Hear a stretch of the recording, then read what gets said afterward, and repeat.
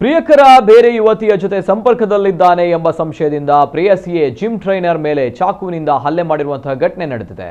ಬಿಡದಿಯಲ್ಲಿ ನಡೆದಿರುವಂತಹ ಘಟನೆ ಇದು. ಚಾಕು ಇರಿತಕ್ಕೊಳಗಾದಂತಹ ಯುವಕ 27 ವರ್ಷದ ವೇಣುಗೋಪಾಲ್ ಮತ್ತು ಹಲ್ಲೆ ಮಾಡಿದಂತಹ ಪ್ರೇಯಸಿ 30 ವರ್ಷದ ಸುಧಾ ಬಿಡದಿಯ ಸಿಲ್ಕ್ ಫಾರ್ಮ್ ಕ್ವಾರ್ಟರ್ಸ್ ಬಳಿ ಈ ಘಟನೆ ನಡೆದಿದೆ.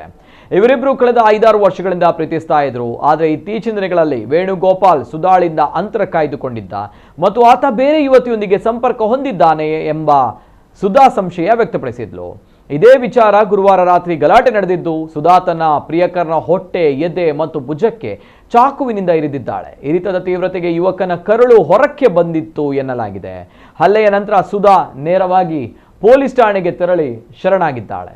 ಗಾಯಗೊಂಡ ವೇಣುಗೋಪಾಲ್ ಅವರನ್ನ ಕೂಡಲೇ ಖಾಸಗಿ ಆಸ್ಪತ್ರೆಗೆ ದಾಖಲಿಸಲಾಗಿದ್ದು, ಸದ್ಯ ಅವರು ಪ್ರಾಣಾಪಾಯದಿಂದ ಪಾರಾಗಿದ್ದಾರೆ. ಈ ಕುರಿತು ಬಿಡದಿ ಪೊಲೀಸ್ ಠಾಣೆಯಲ್ಲಿ ಪ್ರಕರಣ ದಾಖಲಾಗಿದ್ದು, ಪೊಲೀಸರು ಮುಂದಿನ ತನಿಖೆ ಕೈಗೊಂಡಿದ್ದಾರೆ.